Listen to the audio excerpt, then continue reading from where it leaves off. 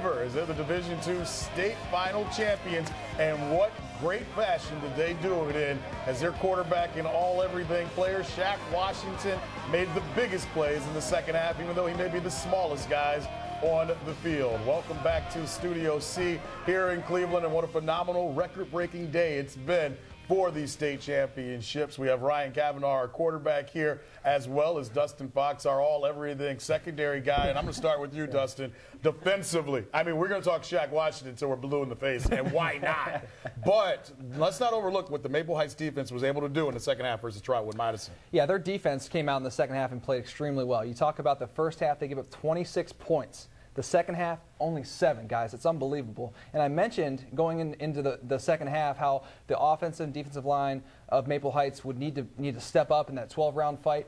Well, they stepped up and they won that fight. They battled the time of possession in the second half. They handled the adversity, and they made the plays they needed to win this game. Yeah, Ryan, when we look at it, it's a great way of looking at it as a fight, because it was like a heavyweight fight when you really see how Trotwood really came out. And they dictated the line of scrimmage, and they did everything that we thought they needed to do. And you said something at halftime coming out, and you said, last week, you watched Shaq Washington basically line up in an empty set for the whole second half, and they just replayed that and did it again tonight. That's exactly what happened. It's almost like Maple Heights has the 8-minute offense. We're ahead. We need to grind it out. We're going to burn 8 minutes off the clock. And surprisingly, let's get everybody out of the way, and let's line up Shaq Washington and give him the football and let him take care of that. And nobody said it better than Shaq Washington after the game. When asked about how it happened, Coach Phillips and Shaq said, we're going to win or lose with our offensive line. This is an offensive line that returned 1 starter from last year, senior Donovan Garner, who's a first-team All-Stater.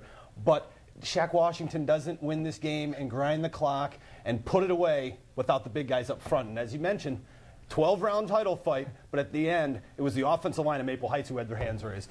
And you talk about that 12-round fight, and when Shaq Washington gets the ball back down 4 points with 6 minutes and 29 seconds to go in the game, he said, hey, put the ball on my shoulders. I'll run behind this offensive line. I'll make the plays needed to be made. And we won't give the ball back to Trotwood. Right. Are you guys, give it back to him. Yeah, are you guys amazed? Before we get to the highlights, how amazed are you? And anybody that's been around Shaq Washington, he's not that big, guys, but he runs like a kid that's 220 pounds. I mean, we were watching the game, and we're keep going, all right, maybe you should go outside. Right, he kept going right up the middle, and it was almost like he wore down guys bigger than him. Yeah, and that's the amazing thing about Shaq Washington. And Dustin, who was a terrific running back in his own right in high school, kept saying, bounce it outside, bounce it outside. Shaq Washington, 165 pounds with the pads on. When he gets a chance to cut, he cuts right up the field. And what's phenomenal about that is you're always gaining yards. There's a lot of jitterbug, there's a lot of moves, but at the end of the run, he's always going north and south, which is something you look for out of any runner.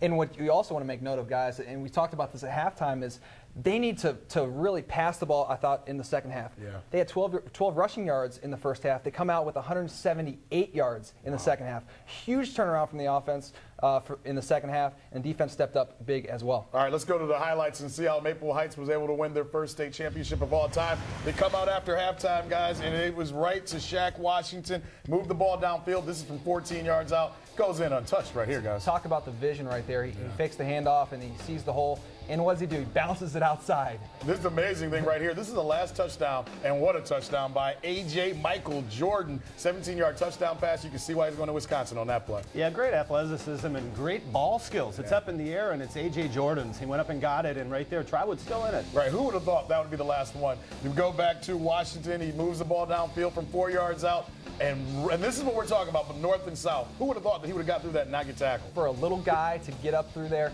is a great, great effort play by Shaq Washington. He's a tough little guy. Yeah, and there we get the missed 2-point conversion. And guys, you forget how many touchdowns were scored because of those extra points, and it didn't come back to bite them.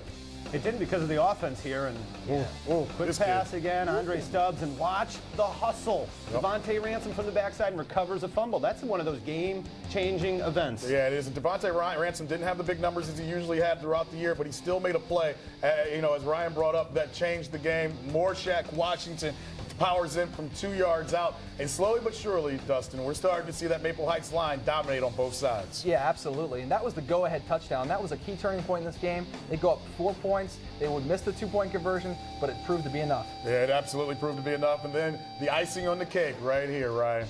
Listen, for a high school career that Shaq's had and to have a game to win a state title, it's only fitting that the little guy has a touchdown run on the last carry of his high school career. Yeah, you talk about what a way to cap a high school career off. You know, not only some people see Shaq Washington and you see Coach Phillips, and we talked about this at halftime. He really brought a mindset that changed how Maple Heights played. They've always had some talent, but he changed the mindset of these kids, and it worked. Yeah, and you saw that in the halftime package in the special we did on him, how he talks to him, how he addresses his players, and how they actually take on the mentality of the coach. And no better perfect example of that than Shaq Washington. Yeah, you know, you look at it, and Dustin, Trotwood Madison Rams are a good team. I'm looking at the numbers, guys, and you talk about Antoine Gilbert, 28 carries, 179 yards, the big punt return for a touchdown. The guy had a really good day.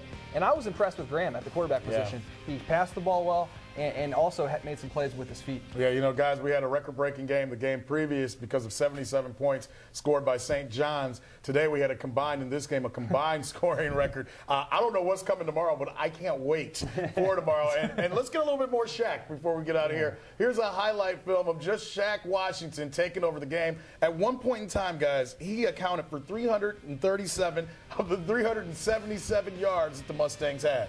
Yeah, what I like about Shaq on some of these highlights, you see, he doesn't even have his hands on the strings when he's throwing these balls, and they are spot on, right where they need to be, hitting the receivers in stride. I noticed he put the gloves on at the second half to get the ball better on the snaps. I think in the first half he struggled getting the ball into his hands.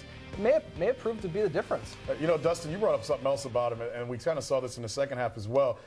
He moves before he even gets the snap. Now, that hurt him early in the game with the fumble, but it seems like the kid has great eye vision to catch and run. That's not an easy thing to do. Yeah, he's almost a downhill runner. He's running almost full speed when he gets the snap. That hurt him on the first play of the game, but something about him, and he's got a great ability, a great knack to get the ball while he's moving. I've never seen a quarterback do that. It's very impressive. Yeah, let's recap the day that we've had in Stark County, starting off in Division 4 earlier today. Here's basically what happened as we had Bishop Hartley beating Chagrin Falls 34-13 in a game, Rye, that was a little closer than what the score says at the end of the day. Yeah, it certainly was.